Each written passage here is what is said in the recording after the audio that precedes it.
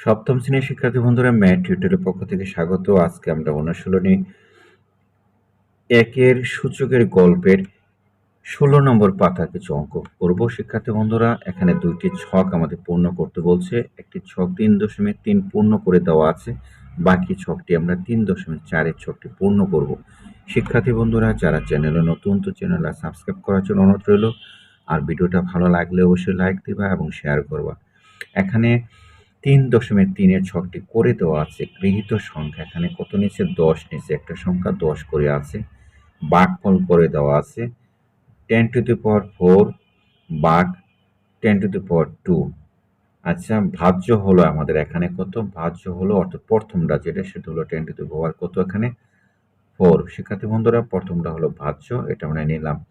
প্রথম গুণাকার কাঠামো, এটা প্রথম গুণাকারের কাঠামো, অর্থাৎ এখানে প্রথম গুণাকার আমাদের কত আছে? 10⁴ কত আছে? 4 আছে। তাহলে 4টা 10 আছে যেহেতু, তাহলে 4টা 10 দিয়ে গুণ দিলাম। এখানে ভাজ্য আমাদের প্রথমটা, দ্বিতীয়টা হচ্ছে ভাজক, দ্বিতীয় হচ্ছে 10⁴, ভাজক হলো কত? 10⁴। তার প্রথম গুণাকারটা হলো এখানে কত? প্রথম গুণাকার হলো 10 × 10। এখন কি বলছে? ভাগফলের কাঠামো, অর্থাৎ ভাগফল যেমন আমরা যদি 6কে যদি 2 দিয়ে ভাগ দিই, তাহলে 6/2, এটাকে এভাবে লিখতে পারি 6/2। ঠিক এটাই বলছে ভাগফলীয় কাঠামো। এখানে আমাদের ভাজ্য কত ছিল? 10⁴ ছিল। এই যে 10⁴ এর সংখ্যাটা নিয়ে আসলাম, ভাগ দিল আমাদের কত? ভাজক কত আছে? 10⁴ আছে। এই 10⁴ নিয়ে আসলাম। শিক্ষার্থী বন্ধুরা, কাটাকাটি করলে অর্থাৎ উপর নিচে কাটাকাটি গালাগালি করার পরে শুধুমাত্র 2টা 10 থাকে, অর্থাৎ 10 × 10 থাকে। ভাগফল কিন্তু এটাই। এখন যেহেতু 10 এখানে 2টা আছে, তাহলে সূচকীয় আকারে গুণনের সময় পাওয়ারগুলোকে যোগ হয়, অর্থাৎ 10⁴ হয়। আমরা এগুলো আগে শিখেছি। চলো দেখি আমরা পরেরটা বলি। পরেরটা কি বলছে? পরেরটা হলো 10⁵ ভাগ 10⁵। তাহলে আমরা ভাজ্য কত হলো? 10⁵। তার গুণাকার কাঠামো হলো 10 × 10 × 10, এবং ভাজক কত হলো? ভাজকটা যে দ্বিতীয়টা ভাজক যেটা, এটা এই ভাজকটা এখানে চলে আসছে। ভাজকটা আসলে পরে 10⁵ হলো। এখন এটার গুণাকার কাঠামো এটা হলো। এখন আমরা কি করব? প্রথম ভাজ্যটাকে দিয়ে ভাজকটাকে ভাগ করব, অর্থাৎ ভাজ্যটাকে আমরা ভাগ করব ভাজকটাকে দিয়ে। শিক্ষার্থী বন্ধুরা, যদি কাটি তাহলে কি থাকে? কিছুই থাকে না। শুধু 10 থেকে 10 এর উপরে একটা পাওয়ার আছে, 10⁴ আছে। তার মানে আমরা দ্বিতীয়টাও বুঝে ফেললাম। এখন আমাদের কি হলো? পরেরটা বুঝতে চাই। চলো দেখি আমরা এখানে কি বলছে। 10⁴ ভাগ 10⁴। আমাদের ভাজ্য কত আছে? এখানে 10⁵ আছে, 4 আছে। আর তাহলে আমরা কয়টা গুণ হলো? 4টা গুণ হলো।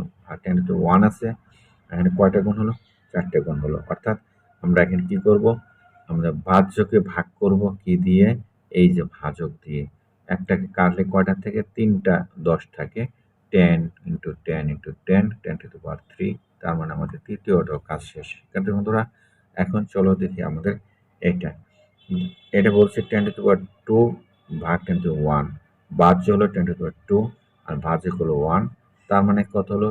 কাঠামো হলো, গুণাকার কাঠামো হলো 10 × 10, ভাজক হলো 10, এবং গুণাকার কাঠামো হলো 10⁵। তাহলে এটাকে আমরা কি করলাম? এখানে নিয়ে আসলাম, এখানে নিয়ে আসলাম। তার মানে কি হলো? কাটলে শুধু খালি 10 থাকে, এই 10 এর রয়ে গেল। 10 এর উপর একটা পাওয়ার থাকে, পাওয়ারটা যে 10⁻10। তার মানে এটাও শেষ। শিক্ষার্থী বন্ধুরা, এখন চলো দেখি আমরা পরেরটা করি। পরেরটা আমাদের এখানে কি বলছে? 10⁴ ভাগ 10⁴। তার মানে আমাদের ভাজ্য কত? 10⁴। তাহলে গুণাকার কত হলো? 10⁻10। আর এখানে ভাজ্য কত? 10⁻1। তাহলে এখানে প্রথম গুণাকার কাঠামো হতো 10⁻1। শিক্ষার্থী বন্ধুরা, আমরা কি করলাম? এই যে ভাজ্যকে ভাগ করব ভাজক দিয়ে, তাই ভাগ করলে কাটাকাটি করলে 1 হয়। তাহলে আমাদের এখানে কি হলো? এখানে 1 আসলো, গুণফল 1 আসলো। শিক্ষার্থী বন্ধুরা, এই জায়গাটা আমাদের শিক্ষণীয় বিষয়। এখানে আমাদের হট চিহ্ন দিছে, অর্থাৎ এই হট চিহ্নে কি বসবে সেটাই। এখন হট চিহ্নটা চলো দেখি আমরা শিখি। হট চিহ্নটা আমাদের কি বসবে? যেহেতু ভাগফল 1 আসছে, তাহলে আমরা জানি যে দেখো আমাদের এখানে 10⁻1, তারপরে আমাদের এখানে কি আসছে? 10⁻, আবার ভাগ করলে 10⁻1 আসছে। ভাগ করলে কি থেকে? 1 থাকে। আমরা এটাই শিখবো যে এই হরটাকে শিখবো আজকে। অর্থাৎ ভাগের সময়ে কি হবে, পাওয়ারগুলো বিয়োগ হবে, আর গুণনের সময়ে পাওয়ারগুলো যোগ হবে, মাথায় রাখতে হবে।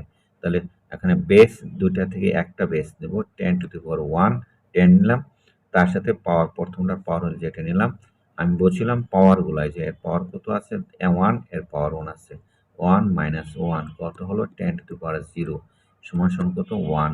আমরা জানি যে কোনো সংখ্যার উপরে যদি পাওয়ার থাকে সেটা 1 হয়, এই কারণে এইটা এই জায়গায় 1 করে দিছে, বাট এটা দেয় নাই।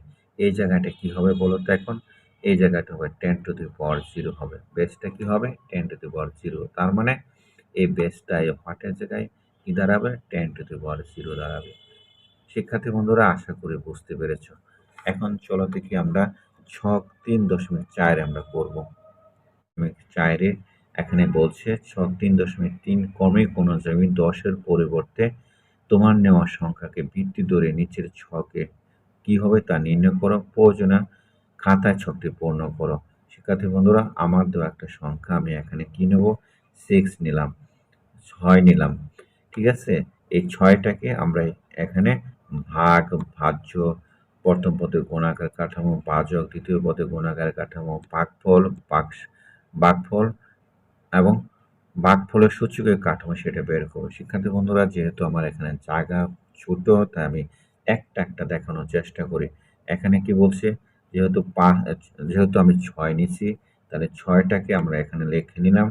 এরপরে দেখো প্রথম বক্সে করতে বলছে, প্রথম বক্সে বলছে 4, বক্স টু দি পাওয়ার 4 অর্থাৎ 6 টু দি পাওয়ার 4, পরে বলছে ভাগ চিহ্ন দিছে, দেওয়ার পর বলছে যে 6 টু দি পাওয়ার কত 2, অর্থাৎ এই বক্সটা আমি এখানে লিখে নিলাম।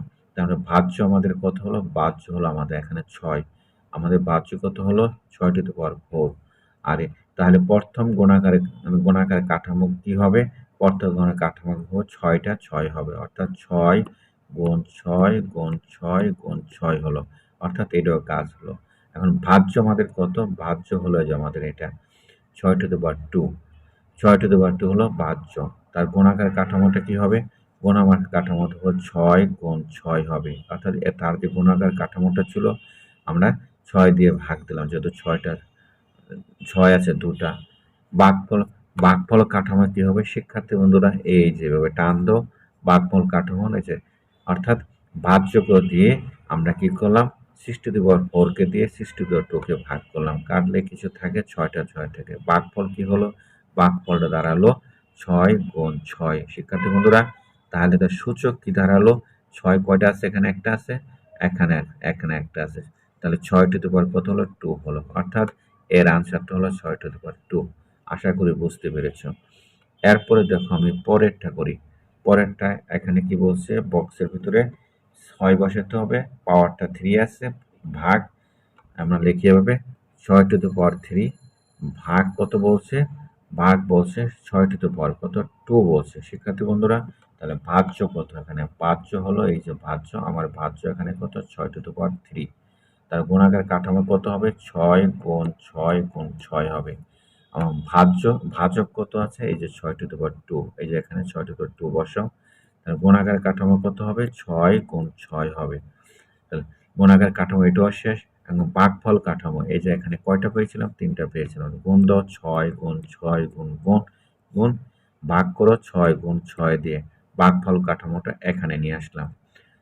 এটা একটা কাটলাম, এটা একটা কাটলাম, কাটার পরে কি থেকে অনলি 6 থাকে, তার মানে কত ভাগফল কত হলো, ভাগফলটা কিন্তু 2 এর এই 2 নম্বরে কত 6 হলো।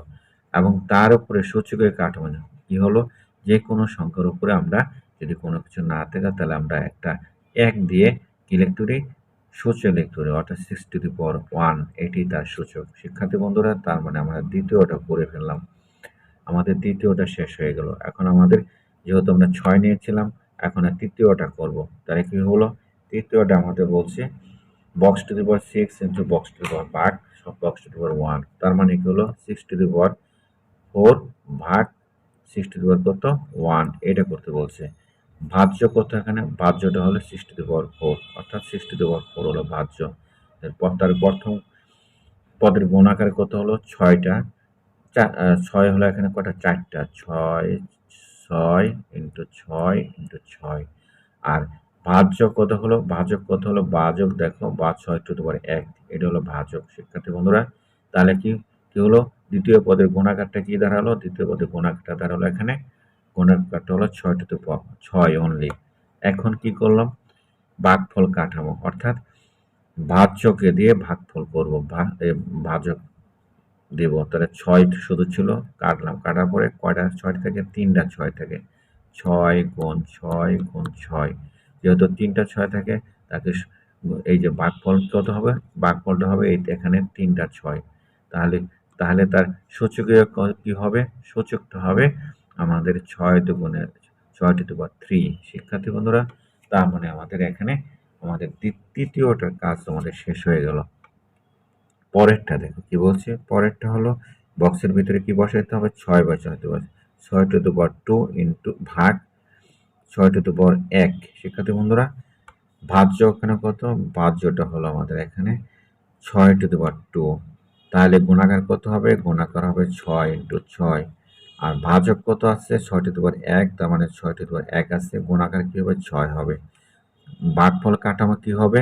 অর্থাৎ ভাজ্যকে ভাগ করব ভাজ্য 6 ইন্টু 6 বাই 6 দিয়ে, কাটলে কি থাকে? 1 থাকে, শুধু 6 থাকে।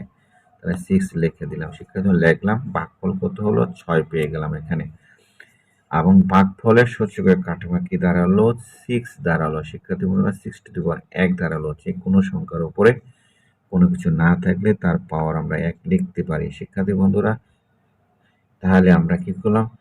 টোটাল কাজটাই করে ফেললাম।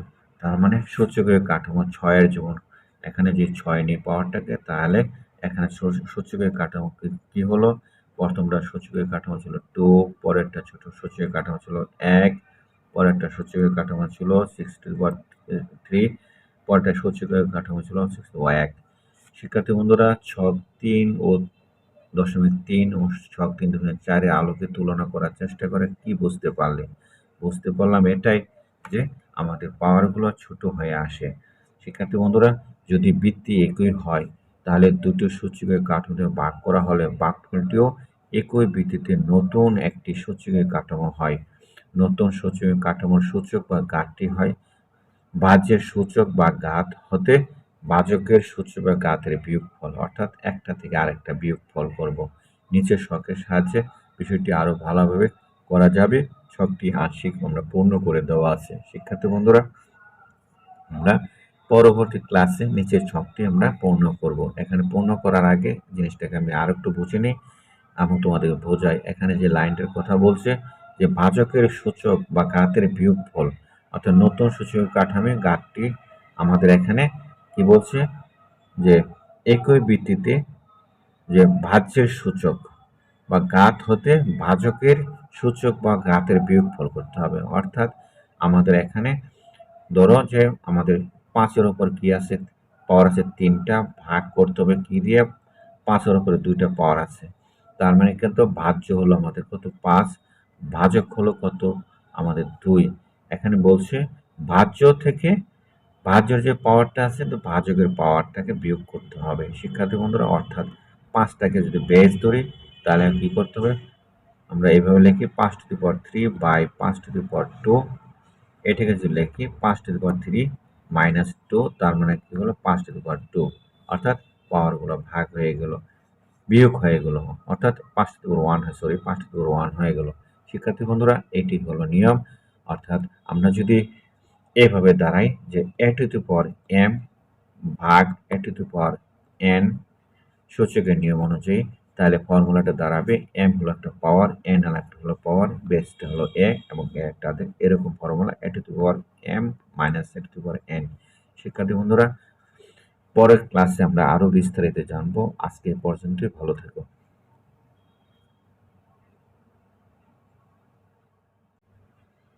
শিক্ষার্থী বন্ধুরা, ছক 3.3 হইতে প্রাপ্ত তথ্য এবং ছক 3.4 হইতে প্রাপ্ত তথ্য অনুযায়ী আমরা কি করব? এই ছকটাকে পূর্ণ করব।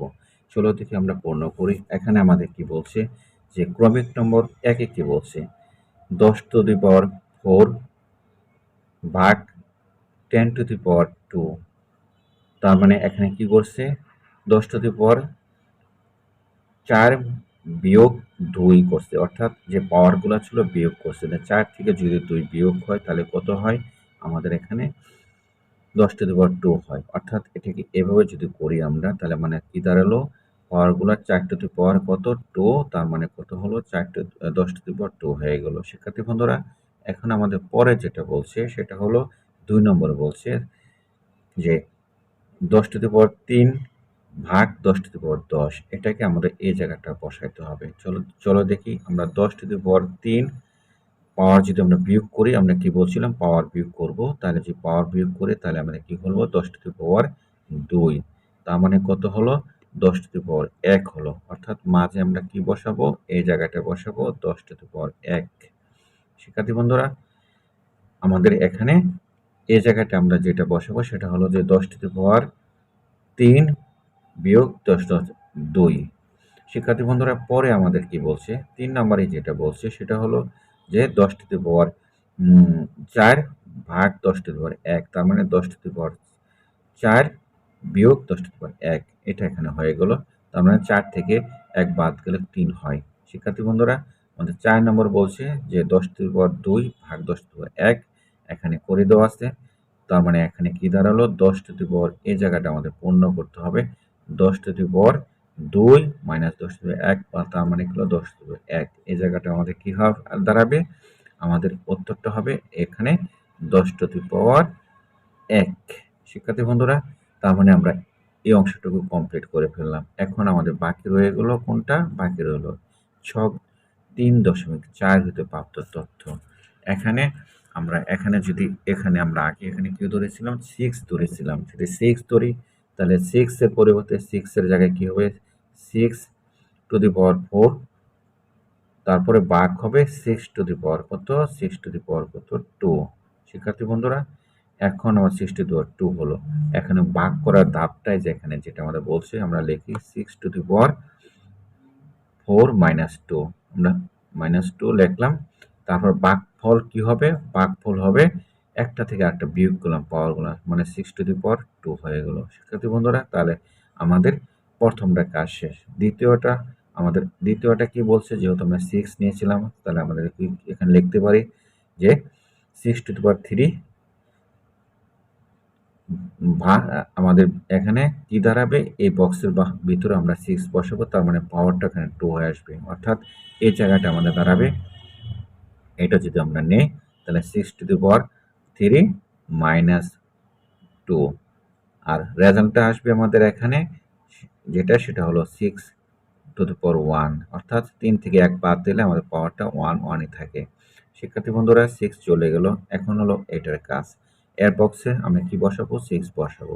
তার আমাদেরকে 6 টু দি পাওয়ার কি হলো? 6 টু দি পাওয়ার 4, তারপরে ভাগ যেহেতু 6 টু দি পাওয়ার কত? 1, তার মানে বিয়োগ করলে আমাদের কি দাঁড়ালো? 6 টু দি পাওয়ার 4 মাইনাস 1, তার মানে কত দাঁড়ালো? 6 টু দি পাওয়ার 3। শিক্ষার্থী বন্ধুরা, আমাদের এইটার কাজ শেষ। এখন আমাদের কাজ হলো এটা। এখানে যদি 6 বলা হয় তাহলে 6 টু দি পাওয়ার কত? 2, আর ভাগ কত? 6 টু দি পাওয়ার কত? 1।